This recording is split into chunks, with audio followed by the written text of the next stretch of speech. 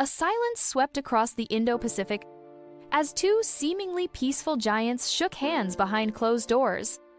An unexpected move, a deal veiled in ambiguity. And now India has accepted Thailand's offer. But what does this mean? A new economic corridor? A strategic military pact?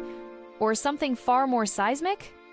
This decision could reshape the balance of power, not just in Asia, but across the entire globe. And yet, beneath this diplomatic handshake lies a web of geopolitics, trade, rivalries, and unspoken military intentions. As whispers of Beijing's growing discomfort echo through Southeast Asia, and Washington watches closely from afar, one thing is certain: the world just shifted. And what happens next could change everything. Before we dive into this unfolding geopolitical shockwave, don't forget to like, subscribe, and hit the notification bell, because what you're about to hear might just shock you. Now, let's break it down. The unexpected alliance, India and Thailand's silent convergence. India and Thailand have long shared cultural and historical threads, Buddhism, maritime trade, and diplomatic ties stretching back centuries.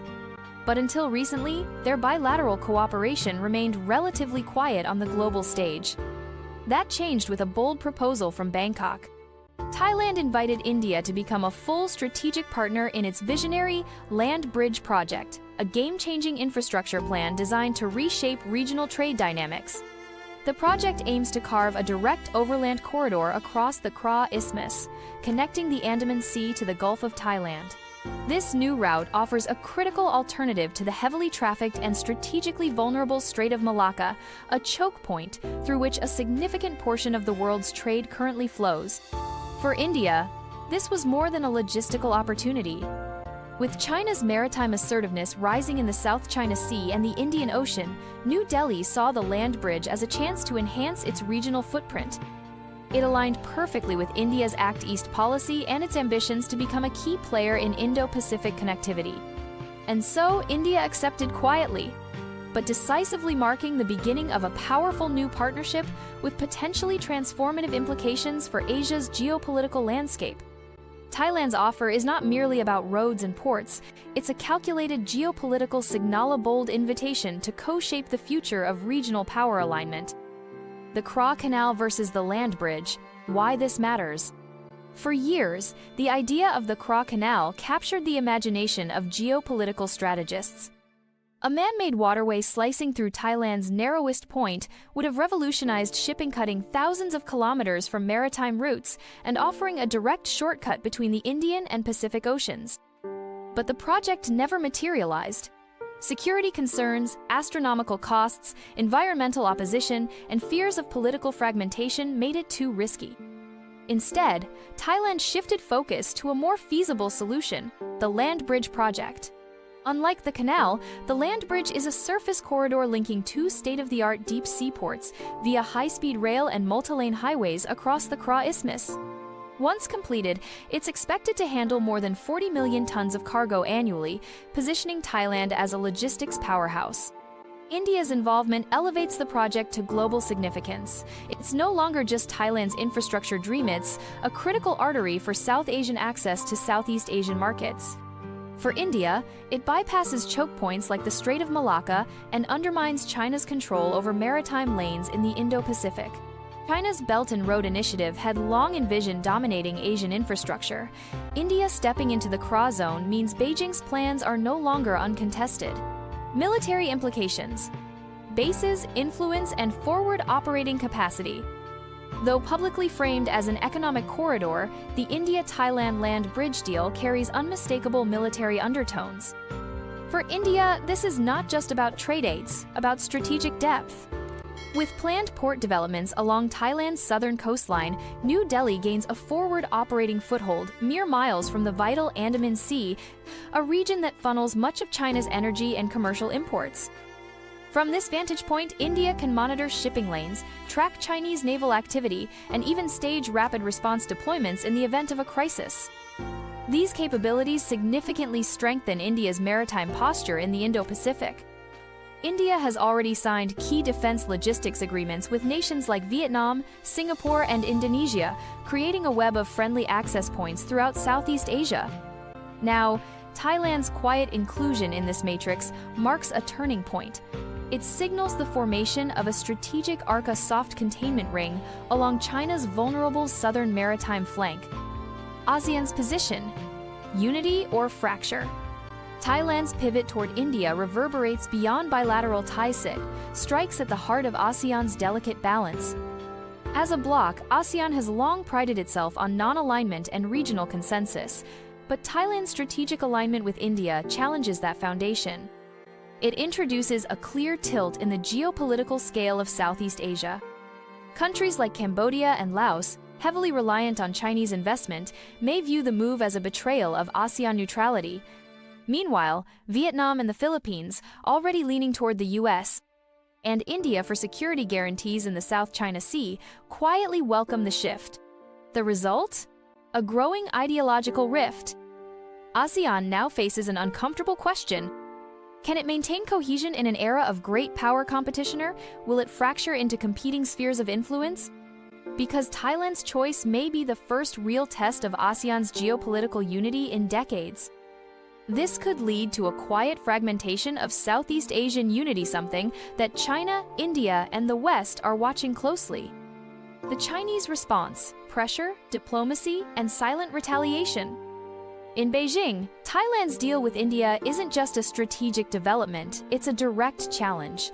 Chinese state media have wasted no time painting the partnership as a Western-aligned provocation aimed at destabilizing regional harmony. Behind the headlines, however, a familiar playbook is likely being dusted off. Economic pressure is the first lever. China remains one of Thailand's largest trading partners and investors. Beijing could slow project financing, delay imports, or quietly pull back infrastructure funding. Diplomatic engagement is next. Expect high-level visits, new trade incentives, and overtures to reassert Chinese influence in Bangkok. And then comes the covert response. China has previously reacted to similar realignments with cyber attacks, trade embargoes, and even military signaling, such as escalated patrols in contested waters. This deal isn't just a policy shift, it's a provocation, and China is unlikely to let it pass without a response. The question remains: how far will Beijing go to reclaim its strategic footing? India's strategic calculus: beyond trade, toward regional leadership. For New Delhi, Thailand's land bridge offer is more than an economic opportunity, it's a geopolitical catalyst. India has long sought to redefine its role in the Indo-Pacific, and this partnership brings that vision closer to reality. As a founding member of BIMSTEC and an active participant in Quad, India has positioned itself as both a security provider and a development partner across Asia. This deal enhances India's maritime footprint, strengthens its Act East policy, and sends a clear message: India is ready to lead, not just compete. It's also about offering an alternative. As smaller Southeast Asian nations grow wary of China's assertiveness, India's rising influence, tempered by democratic values and regional empathy, offers a less coercive model of partnership. By investing in connectivity, trade routes, and strategic infrastructure, India isn't just building roads, it's paving a path to regional leadership. The United States' watchful eye. Though not formally involved, the United States is watching the India-Thailand convergence with sharp interest and cautious optimism. Under its Indo-Pacific strategy, Washington sees India as a vital democratic bulwark against China's assertive regional agenda.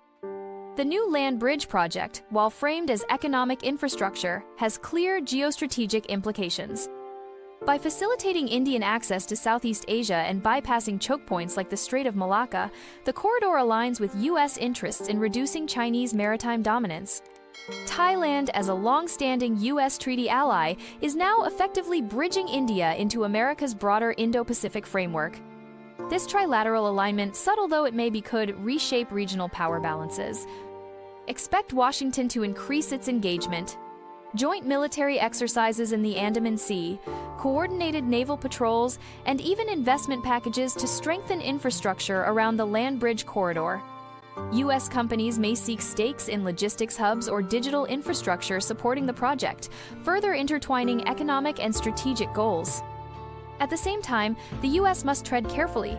Overt involvement could provoke stronger pushback from Beijing or strain ASEAN unity. Quiet coordination, rather than public declarations, will likely define America's role, at least for now. In essence, the India-Thailand Pact opens a new chapter in the Indo-Pacific theater. The US might not have initiated the deal, but it certainly won't remain on the sidelines. For Washington, this isn't just about trade aids, about containing China and shaping the regional order before someone else does. Economic shifts, trade wins, and global supply chains. The India-Thailand corridor isn't just a geopolitical maneuver, it's a potential economic game-changer. Once fully operational, the land bridge across Thailand's Kra Isthmus could slash shipping times by days for cargo moving between the Indian Ocean and major Pacific ports. This efficiency could reshape how global trade flows through Asia, offering a crucial alternative to the overburdened and politically sensitive Strait of Malacca. For multinational corporations, the timing is ideal. As supply chain vulnerabilities exposed by COVID-19 and geopolitical tensions mount, many companies are seeking to diversify away from Chinese-centric logistics networks. The India-Thailand corridor offers a more stable, multi-node alternative.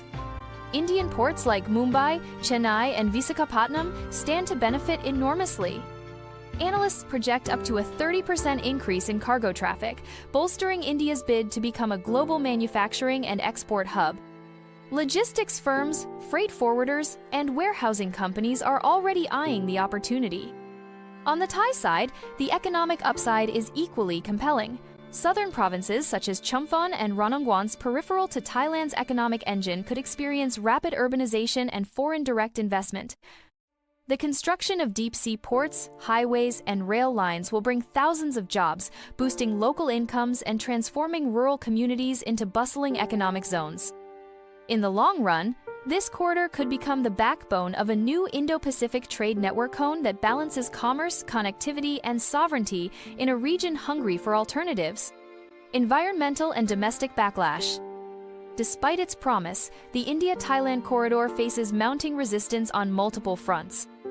In Thailand, environmentalists are sounding the alarm. The proposed infrastructure spanning deep-sea ports, highways, and rail lines cuts through ecologically sensitive areas of the Kra Isthmus, threatening biodiversity and delicate marine ecosystems. Conservation groups warn that unchecked development could cause irreversible damage to one of Southeast Asia's last semi-pristine corridors.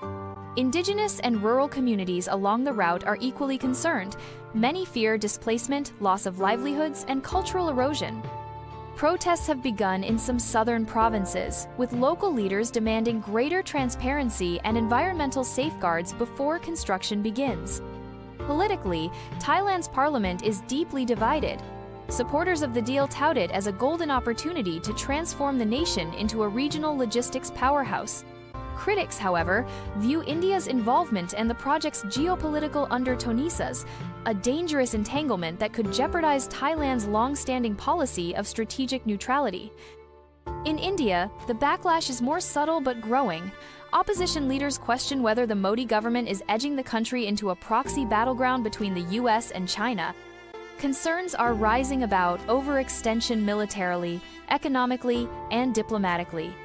There's also unease about the risk of friction with regional players like Myanmar and Malaysia, who may see the corridor as a challenge to their own strategic interests. While the corridor symbolizes opportunity, it also highlights the costs of ambition, environmental, social, and political. The road to connectivity, it seems, may not be smooth after all. The unfolding horizon, what happens next? The world now stands on the precipice of a monumental shift in global dynamics zone shaped, not merely by infrastructure, but by ambition, rivalry, and vision. India's acceptance of Thailand's offer marks the dawn of a new strategic era. This corridor is not just an economic venture, it is a test of geopolitical realignment. With the possibility of reshaping shipping lanes, enhancing military reach, and reconfiguring economic ties, the repercussions will reverberate far beyond Southeast Asia. Yet, the path forward remains fraught with uncertainty. The questions ahead are as crucial as they are complex. Will this alliance foster regional peace, creating a united front against shared threats, or will it spark deeper tensions, leading to new conflicts or arms races? As ASEAN members are pulled in different directions, will Southeast Asia find a cohesive unity, or will it fracture under the weight of competing global powers? How will China respond to this sudden pivot of one of its key neighbors? Will it accept the shift as part of a broader regional evolution, or will Beijing retaliate with economic pressure, military posturing, or covert actions? As the land bridge project begins to take shape, it will likely be a flashpoint for broader global competitions, especially as India steps into a more assertive role in the Indo-Pacific. The world is watching closely, with the horizon offering both immense opportunities and looming uncertainties. The future of this alliance and its impact on global peace, security, and trade remains in the balance. Thank you for joining this deep dive into one of the most consequential geopolitical realignments of our time. If you found this content valuable, insightful, or thought-provoking like this video, share it with your network and subscribe for more bold, investigative breakdowns of global power shifts. Leave a comment below. Where do you think this is heading?